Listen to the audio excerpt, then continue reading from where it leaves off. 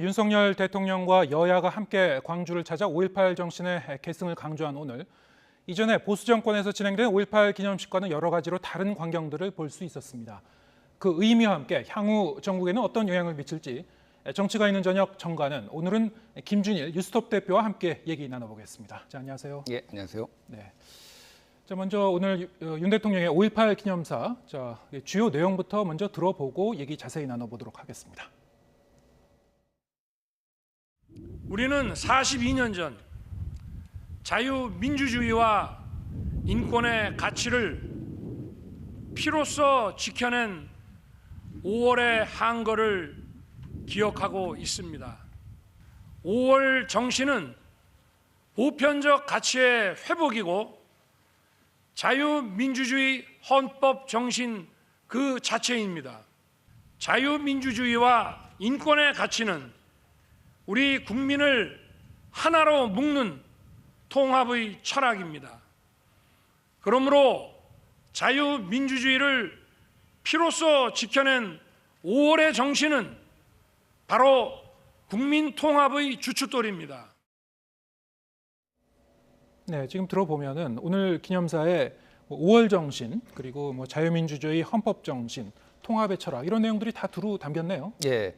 일단 통합이라는 얘기를 단어를 두 번을 얘기했고요. 자유라는 단어는 12번 나왔습니다. 그러니까 이게 취임사에서 얘기했던 자유라는 보편적 가치가 지금 5.18 정신하고 맞닿아 있다. 그리고 이 과정 자체가 정치 과정 자체가 통합이다라고 예전에 이제 기자들 질문에 또 얘기를 했잖아요. 통합이라는 단어가 왜 빠졌냐 이렇게 물어보니까 그러니까 이거 전체적으로 보면 이제 5.18 정신이 어떤 통합의 가치다 이렇게 좀 강조를 한 것 같습니다. 그래서 굉장히 저는 의미 있는 과정이었다라고 보고요. 이거뿐만이 아니라 이제 전날에 강승규 시민사회 수석을 먼저 이제 광주로 내려보내서 이렇게 이제 5.18 단체들하고 만나게 한다든지 전 의원들을 같이 요청을 해가지고 국민의힘 전원이 참석을 한다든지 KTX를 타고 내려가면서 어떤 소통을 하는 과정 이런 것 자체가 굉장히 많은 공을 들이고 있구나라는 걸 알 수가 있고 또 하나는 이제 윤석열 대통령이라서 어떻게 보면 가능한 부분들이 있는 거예요. 그러니까 기존의 정치권에 있었던 분들은 어쨌든 당내 강경 보수의 어떤 영향을 받거나 눈치를 보는 경우가 굉장히 많았잖아요. 근데 어떻게 보면은 이제 정치 신인이다 보니까 그런 거에 비친 게 없고 또 하나는 본인이 이제 선거 과정에 얘기를 했는데 1980년에 전두환한테 모의 재판에서 사형을 구형했다. 이런 것들을 얘기를 했잖아요. 그러니까 이 부분에 있어서만은 본인이 어떤 신념이 있었다 이렇게 볼 수 있을 것 같아요. 네. 보수 대통령으로서 이제 민주의 문을 통과해서 입장한 것도 처음이라고 그래요. 또 임을 위한 행진곡도 이제 같이 제창을 했는데, 자 이런 광경 자체가 전례가 없는 일이었죠. 보수 정권 대통령으로서는. 그렇죠. 이게 민주의 문은 사실은 이제 보수 대통령으로 처음인데, 이를테면 소위 말하는 진보 대통령들도 거기를 못 들어가고 그런 적도 있었습니다. 그렇습니까? 옛날에 김대중 대통령, 노무현 대통령 그런 경우도 이를테면 전남대 학생들이 시위를 해서 노무현 대통령이 2003년에 못 들어간 사례도 있고요. 그러니까 여기를 지나가는 것 자체가 그렇게 녹록한 과정은 아니었다라는 건데 이번에는 어쨌든 지난번에 후보 시절에 광주를 방문했을 때 전두환 옹호 발언으로 좀 고생을 많이 했잖아요. 근데 이번에는 5.18 단체들도 어느 정도 이제 윤석열 대통령의 진정성에 대해서 인정을 해준 것 같아요. 그러니까 별 잡음 없이 무난하게 들어갔다라는 거 이런 과정 자체가 어느 정도 인정해 줄 만하지 않나 그렇게 보여집니다. 네. 자, 오늘 기념식에 대해서 정치권은 어떻게 평가했는지 한번 들어보겠습니다. 정말 감개가 무량하고 그리고 앞으로 저희의 변화가 절대 퇴행하지 않는 불가역적인 그런 변화였으면 좋겠습니다. 저희가 오늘 선택한 변화 그리고 당연히 걸었어야 되지만 좀 늦었던 변화 같은 경우에는 다시는 과거로 돌아가지 않는 불가역적인 변화였으면 좋겠다. 여야가 앞으로 헌법 개정을 개정 헌법을 논의할 때 이 5.18 광주의 정신을 계승한다라고 하는 그 문구가 헌법 전문에 추가되기를 희망합니다. 아쉽게도 대통령께서 오늘 기념사에 그 부분을 발언하는 것을 검토하셨던 거로 알고 있는데 포함되지 않은 것은 대단히 유감스럽습니다. 네, 지금 윤호중 위원장의 말, 5.18 정신의 헌법 전문 수록을 이제 윤석열 대통령이 전에 이제 공언을 했었지만 오늘 기념사에서는 그 부분이 빠졌죠. 예, 그래서 당초 언론 보도도 헌법 전문에 넣는 것을 이제 언급할 것이다 이런 예측 보도들이 좀 나왔는데 오늘 빠졌습니다. 그래서 예. 그 대신에 이제 5월 정신은 보편적 가치 회복이고 자유민주주의 헌법 정신 그 자체입니다. 예. 이렇게 언급을 하기는 했습니다. 그래서 그런 부분들을 이제 언급을 안 한 것, 직접 헌법 전문에 올리겠다라고 언급을 안 한 것을 좀 가름하는 방식으로 했는데 이거는 좀 정치적 부담감 때문인 것 같습니다. 왜냐하면은 지금 민주당에서 지금 개헌 특위를 만들자 이렇게 지금 요청을 한 상황인데 네. 지금 정권 초기에 바로 개헌으로 들어가면은 이게 원포인트 개헌을 할 게 아니라 또 개헌을 하자고 하면은 또 권력구조 개편이니 이런 것들이 막 더 계속 붙을 가능성이 있잖아요. 그렇죠. 그러면은 전국 주도권을 조금 게다가 소수 여당인 상황에서 조금 잃을 가능성 이런 것들에 대해서 우려가 있어서 아마 정무적으로 판단을 한 것 같은데 이게 뭐 이번은 아니더라도 뭐 내년 아니면 내후년에 다시 이제 그거 남겨두고 나중에 헌법 전문에 넣겠다라고 약속을 하는 방식으로 또 이게 이루어질 가능성도 있는 거죠. 네. 지금 민주당이 그 제안한 것처럼 이제 특위를 만들어서 먼저 이 5.18 정신을 이제 수록하는 과정을 이제 거치자. 그럴 경우에는 이제 이른바 이제 원포인트 개헌을 하자는 건데 그게 현실성은 있는 얘기입니까? 그러니까 그거는 이제 이거는 어쨌든 200석이 돼야 되는 거니까 양당이 합의를 해야 되는 거잖아요. 그런데 지금 원래 개헌이라는 게 역대 우리가 개헌해 봤지만 87년 이후에 안 됐잖아요. 개헌이 네. 안 되는 이유가 각 당의 이해관계가 다 다르고 또 더 넣고자 하는 거 빼고자 하는 게 다 달라서 이게 쉽지가 않을 겁니다. 그런데 진짜 원포인트 개헌이 필요하다라고 했을 때 협치의 한 과정으로서 요것만 진짜 딱 넣는 거를 예. 고려를 뭐 대통령이 할 수도 있겠다라는 건데 그거는 당장에는 좀 부담스러운 것 같아요. 왜냐하면 현안들이 산적해 있고 지금 뭐 한미 네. 정상회담도 있고 뭐 기타 등등 굉장히 많은데 그래서 이거가 이제 전국의 어떤 뭐 이니셔티브 이런 것들을 좀 뺏길 가능성을 고려를 해서 하는 것 같은데 추후에 이거는 어떻게 될지 좀 볼 필요는 있을 것 같습니다. 예. 자, 오늘 저렇게 대통령과 뭐 이 여당 의원들, 뭐 야당 의원뿐만이 아니고 뭐 장관들 대거 이제 기념식에 일제히 참석했었던 그 광경 자체가 일종의 이제 통합 메시지를 이제 전하는 그런 의미도 있을 거고요. 한편으로는 이제 지방선거를 눈앞에 두고 있으니까 이 호남 민심에 이제 공을 들이는 뭐 그런 의미도 있을 거란 말이죠. 더 나아가서는 뭐 중도표를 염두에 둔 뭐 그런 여러 가지 의미를 해석해 볼 수 있겠죠. 그렇죠. 이제 김종인 비대위원장이 예전에 이제 호남을 여러 차례 방문을 하고 무릎 사죄도 했잖아요. 네. 그 연장선상에서 지금 이게 있다라고 보면 될 것 같습니다. 그리고 이준석 대표도 호남에 방문을 해서 나는 1980년 이후에 태어난 사람이다라고 하면서 이거에 굉장히 좀 자유롭다. 그래서 그런 전향적으로 얘기를 했고 네. 윤석열 대통령까지 이렇게 온 것은 아무래도 선거를 앞두고 뭐 그거를 직접적으로 얘기는 안 하지만은 선거를 앞두고 그런 중도 민심에 대해서 이제 조금 어느 정도 의식을 했다라고 볼 수 있고요.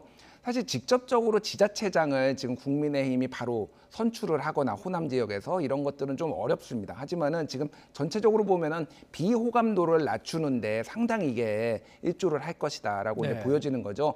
강경파에 의해 끌려가는 보수 정당, 뭐 극우 성향을 띠고 있는 보수 정당과 굉장히 온건한 보수 정당은 사람들이 보기엔 굉장히 다르거든요. 예. 오히려 요즘은 민주당이 오히려 좀 강경파에 끌려다니는 모습하고 조금 대조가 되면서 굉장히 뭐 그런 선거와 관련된 것도 약간 의식을 해서 움직였다 이렇게 봐야 될 것 같습니다. 예. 자, 그런데 어제 사실은 이제 한동훈 법무부 장관 뭐 임명을 강행했었죠. 오늘 이제 5.18 기념식 이제 이렇게 보도가 이제 많이 나가고 나니까 뭐 예상은 했었습니다만 한동훈 장관 이제 임명 뒤에 이제 이 민주당에서는 좀 부글부글했었죠. 예. 그런데 이제 그 부분이 좀 약간 그 가려진 측면이 있습니다. 어쨌든 이제 금요일 날이 총리 후보자 인준안 이 표를 앞두고 여러 가지로 고민이 좀 깊을 것 같아요. 민주당 입장에서. 그러니까 민주당은 전체적으로 보면 원내 지도부의 전략적인 좀 뭐 실수 아니면은 뭐 전략적인 미스가 좀 있지 않나 저는 개인적으로 그렇게 봅니다. 왜냐하면은 한덕수와 한동훈을 연계시키지 않겠다라고 얘기를 공언을 해왔잖아요. 네. 근데 한동훈 후보자가 통과되자마자 바로 한덕수 인준 표결을 20일 날 잡고 이거에 대해서 좀 강경기류로 가면은 이게 그러니까 소위 말하는 그 여당에서 얘기하는 발목 잡기론에 스스로 이제 빠져드는 경우가 될 수도 있는 거예요. 예. 그러니까 만약에 부결을 시킬 경우에 그리고 부결을 안 시켰을 경우에도 이를테면은 조금 민주당 여성 지지층하고 조금 어려운 그 어떤 뭐 압력에 어려움이 있기 때문에 차라리 처음부터 어떤 스탠스를 정해놓고 별도로 가겠다라고 했었어야 되는데 한동훈 장관 후보자는 장관에 임명되는 게 기정사실이었잖아요. 사실 윤석열 대통령이 임명을 안 할 거라는 거는 아무도 생각 안 했습니다. 네. 사실 다 임명하리라고 생각을 했거든요. 그렇다라고 한다면은 스스로 좀 외통수에 몰리는 자충수를 좀 둔 거 아니냐 이런 얘기가 있고 그래서 지금 당내에서도 지금 의원들 사이에 굉장히 고민이 깊어지고 있습니다. 지금. 네. 자, 그런데 그 이재명 이제 위원장이 오늘 이제 인터뷰한 게 있었습니다. 이게 정부 출범 초기니까 그래도 이제 한덕수 총리 후보자에게 기회를 주는 것도 좀 고려해 볼 필요가 있지 않냐 이런 얘기를 했는데요. 이거는 뭐 그런 그 당내 분위기하고는 좀 약간 결이 다른 얘기네요. 근데 그 당내 분위기라는 게 사실은 원래 강경파들은 예. 목소리를 쉽게 냅니다. 근데 온건파들은 그 목소리가 숫자가 적지 않음에도 불구하고 좀 안 나오거든요. 지금은 굉장히 이제 막 좀 격앙돼 있는 분위기니까 그렇기는 한데 실제 제가 들은 바로는 네. 상당수가 좀 우려를 많이 하고 있다. 이거 인준표결을 부결하는 것에 대해서 예. 그런 얘기들이 나오고요. 오늘 뭐 문희상 전 국회의장 같은 경우에도 한동훈을 바로 임명한 것은 협치는 아니지만은 또 한덕수 인준을 해줘야 된다 이런 이제 방송에 나와서 또 이런 얘기들을 했잖아요. 그런 예. 온건파들의 목소리가 좀 반영이 되는 거 하나가 있고 또 하나는 이재명 지금 그 후보 같은 경우에는 당의 선대위원장이잖아요. 예. 근데 지금 전국 선거에서 지금 굉장히 여론 지표가 안 좋습니다. 굉장히 그래서 지금 17개 중에서 4개밖에 못 가져가는 거 아니냐. 그러니까 뚜렷하게 우위가 있는 게 호남 3개하고 제주 빼놓고는 지금 접전에서 오차 범위 내에서 열세거나 오차 범위 밖에서 지고 있는 데가 굉장히 늘어났거든요. 네. 최근에 지금 민주당 지지세가 워낙 떨어지고 있으니까 이게 지금 소위 말하는 발목 잡기 프레임에 여기서 더 갇히게 되면은 지방선거 완패할 수 있다. 그러면 이재명 후보 같은 경우에는 여기에 일종의 정치 생명이 지금 걸린 문제잖아요. 그렇죠. 그러니까 굉장히 온건한 얘기를 한 거고 앞서서 정성호 의원이 과거에 이제 복심이라고 불렸잖아요. 정성호 의원은 개인적으로 페이스북에다가 한덕수 총리 인준해야 된다. 개인 의견으로 밝혔거든요. 그러니까 어느 정도 그러니까 소위 말하는 친명계에서는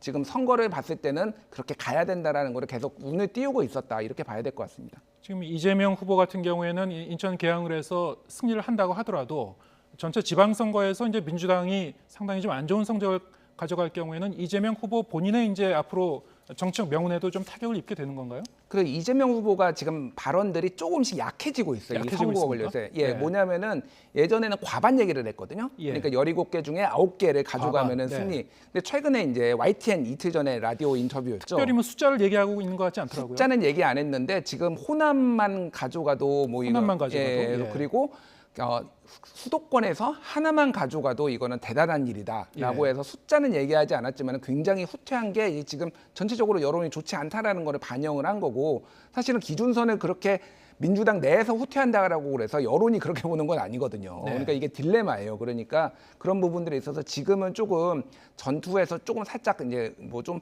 의미 있는 퇴각 그러니까 좀 질서 있는 퇴각을 하면서 이 전장에서 좀 다음을 도모해야 되는 거 아니냐 이런 여론들이 지금 민주당 내에서 늘어나고 있는 거죠. 예. 금요일 이제 오후 2시에 민주당이 아마 의원총회를 해서 뭐 이 자유투표로 가느냐 아니면 당론으로 이제 정해서 가느냐 아마 결정할 것 같고요. 4시에 이제 투표를 한다고 하죠. 인준안에 대해서. 어떻습니까? 이게 지금 제적의원 과반 출석에 과반 찬성이 필요한데 인준하려면은 지금 그 국회의원 292명 전원이 출석한다면 최소한 197명이 이 찬성표가 있어야 된다고 하더라고요. 예. 민주당이 지금 167명이죠. 그러면 이것이 이제 비밀 투표니까요. 예.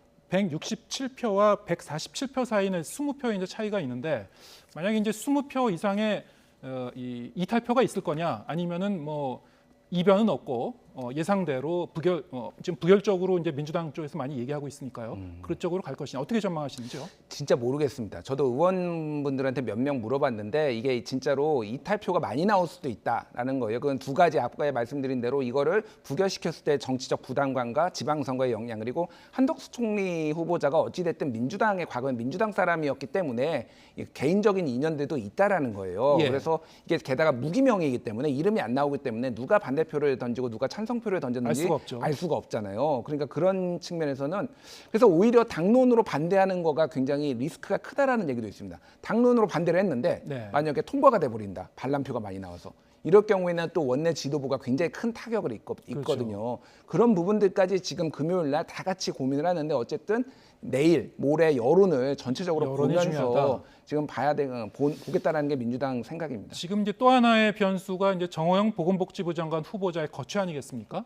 이제 어떻게 보시는지요? 그러면 뭐 금요일 이전에 이 뭐 자진 사퇴를 하든지 아니면은 뭐 지명 철회보다는 자진 사퇴 가능성이 좀 점쳐지고 있습니다만 예. 어떻게 전망하시는지요? 그러니까 이거는 앞에 쓰든 뒤에 쓰든 자진 사퇴는 저는 될 거라고 봅니다. 네. 다만 이제 앞에 쓰면은 이거는 유화책이죠. 이렇게 부적격자가 했으니 이 통과를 시켜달라는 거고 네. 뒤에 쓰면은 만약에 총리 인준안이 부결됐는데 네. 그렇게 자진 사퇴를 하면은 예. 민주당이 협치를 안 해도 우리는 문제가 있는 사람은 낙마를 시키겠다라는 대통령의 의지를 보여줌으로써 그렇게 되면 이제 민주당이 좀 더 좀 당황스러워지는 건가요? 당황스러워지고 좀 더 궁지에 몰릴 가능성 뭐 이런 그렇군요. 것까지 지금 전체적으로 지금 여러 가지 시나리오가 나오고 있어서 예. 그것까지 지금 민주당이 다 생각을 해야 되니까 더 경우의 수는 많아지고 좀 복잡해지는 거죠. 예, 알겠습니다. 목요일, 금요일 뭐 여러 가지 경우의 수를 두고 어떻게 상황이 전개되는지 잘 봐야 될 것 같습니다. 네, 김준일 뉴스톱 대표와 함께했습니다. 고맙습니다.